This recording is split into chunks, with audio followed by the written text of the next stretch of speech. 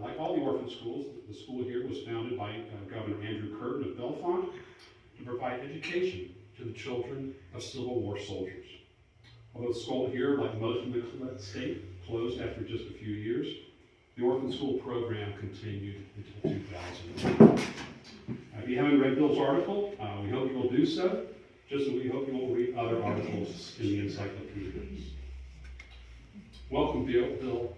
We're glad you could join us here today.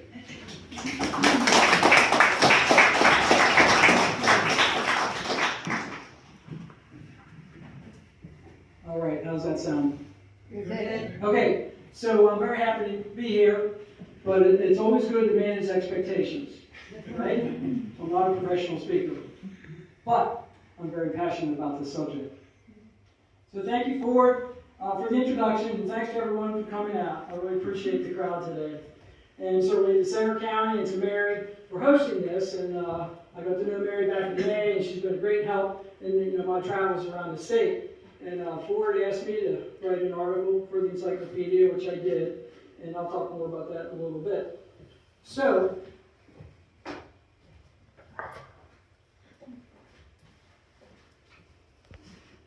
as the slide says, we're going to talk about the Pennsylvania Soldiers Orphan Schools, which began in 1864 and lasted for 145 years, with the last school closed in 2009. Well, this is obviously a statewide program. There are several important ties to Center County, which I will touch on throughout my talk, and of course, which brought me here today. I'll begin with a very brief but important fact from the start of the Civil War regarding the call for volunteers for the Union, which was centered in large part in Pennsylvania. At the bombardment and surrender of Fort Sumter, President Lincoln called for 75,000 volunteers. And in turn, Governor Curtin made a plea for the citizens of Pennsylvania to volunteer to help preserve the Union. Men from throughout the state converged on Harrisburg, and the military training camp was established, and it was called Camp Curtin. Eventually, over 300,000 men passed through Camp Curtin in its 4 years of existence, making it the largest federal camp during the Civil War. The Camp Curtin Historical Society in Harrisburg is a great organization, and they help, of course, keep the history alive of this great endeavor. So now, what exactly is the Pennsylvania Soldiers Orphan Schools program? So this map tells you the story in one slide. Okay? But there's certainly a lot of other components to it. They started a series of 46 privately owned schools throughout the state, funded by the state, with the state providing per capita financing on the order of $150 per annum.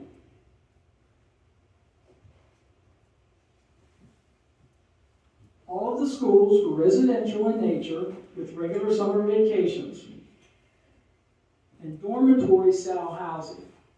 So this is the dormitory in Chester Springs, Chester County. It's still there today, Washington Hall. You can go and visit it. The original schools, and through the end of the program in 2009, had 3 primary objectives: education, employable skills, character, and moral training. And all the schooling was done in the military tradition with uniforms and drill. And the ultimate objective being to produce patriotic and productive citizens. Governor Curtin, one of Bellefonte's many sons, and part of the well-known Roland Curtin family in Center County, was a visionary behind these schools. The purpose being to take care of the children of the fallen soldiers. Supervision of the statewide program was entrusted to a state superintendent who had oversight, but he didn't have the authority to direct the activities of the schools. The Center County School was located in and known as Jacksonville, which I'll talk about more shortly. Governor Curtin has long been known as a soldier's friend because of his concern for the welfare of the troops.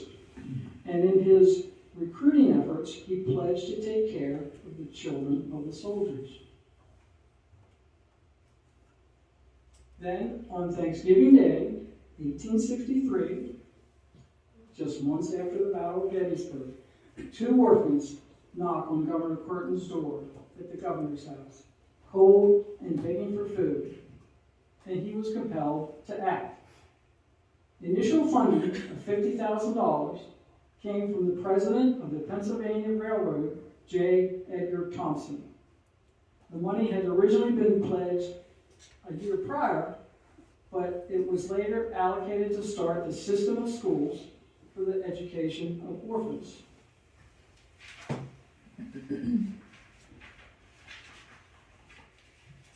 Here's the map again. The result was a series of 46 privately owned schools across the state. Local communities would come together to create a school. Typically, pastors led the effort and often became the headmaster. Center County School operated 1865 for just 4 years, like many of the schools.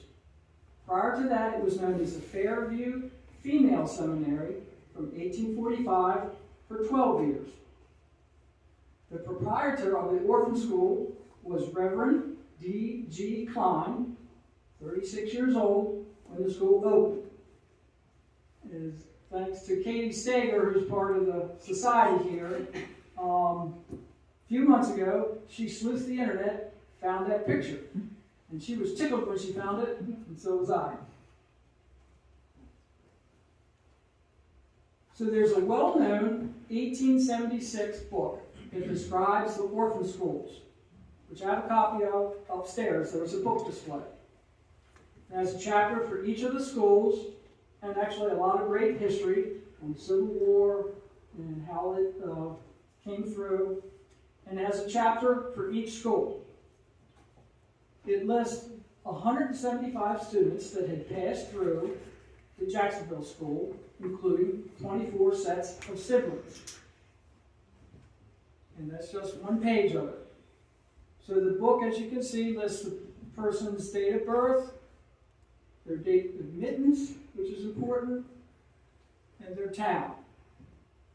And so you can see the towns from Bellefonte to Half Moon to Phillipsburg to Howard, and many other locations, and of course from Surrey. And the students were transferred to other schools. Students from Center County attended schools and counties across the state.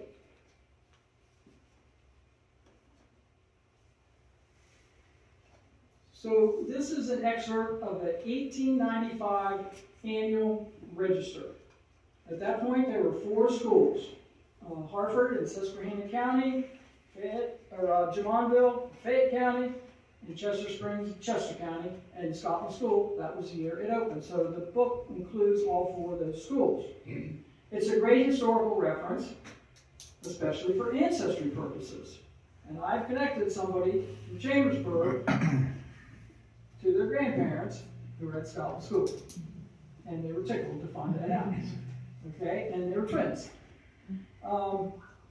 So each one of the registers lists 10 to 20 students from Center County and other counties, and attending schools in Perry County, Scotland School in Franklin County, Fayette County, Chester Springs, and again in Julietta County. So again, date of birth, date of admission, the school, and whether the mother and father were living or dead. And then the extension of that is the name of the father's unit, who made the application, and where they're from. So it's a great historical reference. So, as late as the 50s and 60s, Center County students graduated from Scotland School. And so here we have 3 from State College. Faye or Ron, class of 1951, and my new friend Bob Struble in the back, has done some research on the Alans and found a lot of good information, local good information. Then we have the siblings, the Steele's siblings, Richard and Lorraine, class of 59 and 61. Richard passed in 2017, and Lorraine is still living in Tennessee. Next we have the Broback brothers of Bellefonte, 3 of them. William, Kenneth, and Richard. And Brookside is one of the key parts of the orphan schools that siblings and many of them attended. And that includes Scotland School. I know families with 6, 7, and 8 family members that attended. And why would they send 8? Because they trusted the school. So, of course, as I was researching, I researched, classmates.com, and Ancestry has yearbooks. I found these, and there's, of course, many students from Altoona, Clearfield, and other surrounding counties. So now I'm going to talk about the new model, Scotland School. But in addition to the financial pressure of the privately owned schools, they were ill-equipped to provide employable skills. And by the late 1800s, the Industrial Revolution was in full swing, and there was also a wave of immigration, which increased the pressure on the schools to provide the students with competitive skills. By 1893, all but 3 schools had closed, which are marked there, and the state wanted to make a single state-run school, and they chose Scotland, just north of Chambersburg in Franklin County. The school opened in 1895 as a Soldiers' Orphan Industrial School and operated through 2009. Industrial was originally added to the name to emphasize the importance of providing skills to the graduates. There were 2 components that they wanted to change in the new model from the original model, which was private and the single schools. They wanted a stronger foundation of industrial skills, and they wanted a cottage-style housing as opposed to the dormitory housing, which would give it a more home-like environment. And I hear hundreds of stories from the Scotland graduates who lived in those cottages, who that was their life, and they were very connected to it, and that was my mother's life there.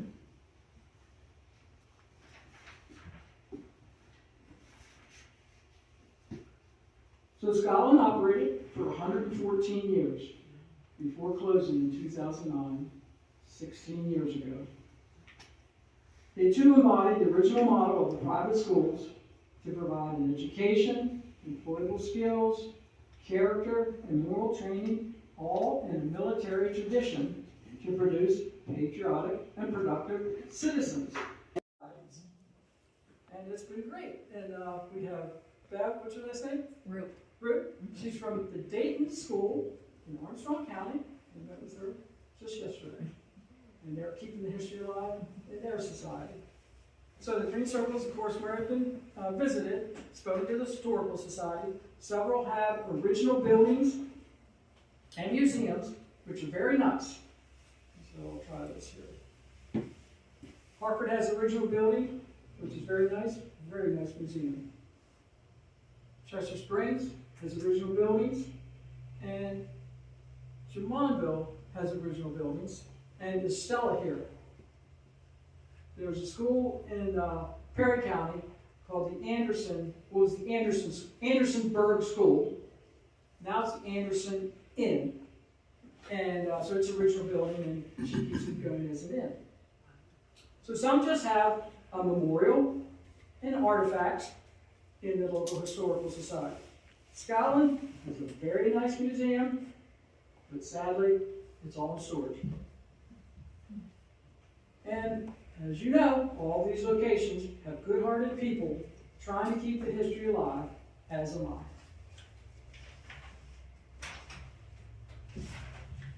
Okay. This one dropped in my lap too. I want to bring it full circle from the younger grads of the 90s back to the Civil War. This picture was recently posted on the Scotland Alumni Facebook page. One of the 1996 grads, originally from Philadelphia, posted this. The post encapsulates the vision of the Soldiers' Orphan Schools program and the appreciation for the program by the graduates, who are extremely intimately connected to the origins of the program. So I'm going to read a portion of his post, but the entire thing is very good. Scotland School for Veterans Children stood as a living monument to freedom, built on the courage and sacrifice of Union soldiers who fought the Confederates and gave their lives to end slavery and the evil of racism. Scotland School was never just a school. It was a promise that the next generation would rise educated, strong, and united against the very injustices that their ancestors died to defeat. And we remember why Scotland was open to honor those who fought for freedom and to ensure that their children carried that light forward. And I could not have said that better myself. And that's not just Scotland School. I've seen it as I've gone around the different schools. Many of whom have reunions for many years. The Jamonville School in Fayette County closed in like 1902, thereabouts. They had reunions until the 80s of the descendants who were connected to the school. So Chester Springs had a reunion. We have pictures. I have another book upstairs from the Hartford School. Whitehall and Camp Hill, Cumberland County had reunions until the 20s. Jamonville, as I mentioned, and I'm sure others. So here's the fellow that posted that. Stand-up guy. He came from a very challenging environment of a single mom who had 8 children in the projects of Philadelphia. He was very successful at Scotland School and recently retired from the Air Force. He's now training 3 boys and training them in the way they should go. I've met him and his boys in the past 2 years, and he's forever grateful for Scotland, and he never misses an opportunity to tell about how it shaped his life. And I'll tell you something at the end about him as well. So now I want to bring it full circle back to Central County, right to the courthouse. When I started documenting the history of the Soldiers' Orphan Schools, which was just 3 years ago, I noticed one thing when I would read or see something about this program in Governor Curtin. The author would talk about the beginning, the 2 orphans, $50,000 from the Pennsylvania Railroad. They would talk about the many schools scattered across the state. But the story would typically end with, oh, by the way, Scotland School opened in 1895. So I have 2 books upstairs that have that kind of cap to the program. Yet it lasted for 145 years, just ending 16 years ago. So I created my tagline from the beginning to the end, 1864 to 2009, because that's the complete story, which you can see in the maps that I've shown. My first visit to Center County was just this May, as I mentioned. I mainly came to see Governor Curtin's statue at the Soldiers and Sailors Memorial. But the first place I visited in the area was the Memorial Day statue at the Boalsburg Cemetery. It's a very touching memorial to the fallen soldiers, commemorating the first Memorial Day in 1864, depicting 3 grieving women. One of my first thoughts was, 1864. This is the year the school started. And the grieving women represented the women who would have benefited from those schools. But I kept looking to find something that recognized the Orphan Schools program. I didn't see anything at first. Then when I came to the Civil War weekend in June, which Joseph coordinated, that was very well done, Stephen Gershom, one of the county commissioners, pointed out one of the plaques at the base of the statue, which pretty much blew me away. And here's why. It's a little hard to see, but let's see what this is. You have Governor Curtin and 2 orphans. Okay? What's he looking towards? He's looking to the State House for what? For money. And, again, it's a little hard to see, but there's clouds. He's looking to the clouds. It's his vision for this program. And in the upper left, which was knocking me off my feet, is the administration building at Scotland School. And that just blew me away. Okay? So the designer of the monument did his homework on the program. He obviously visited Scotland School. So here's a close-up of the upper left of that plaque. That's the iconic administration building at Scotland. Okay? Complete, a little hard to see. Oops. Complete with majestic stairs, which were there in the beginning, but for some reason were removed in the 40s. I never saw them, except in the pictures. So while I like my tagline, from the beginning to the end, with the Pennsylvania map of the schools, the plaque captures the essence of the program from the beginning to the end in a powerful way.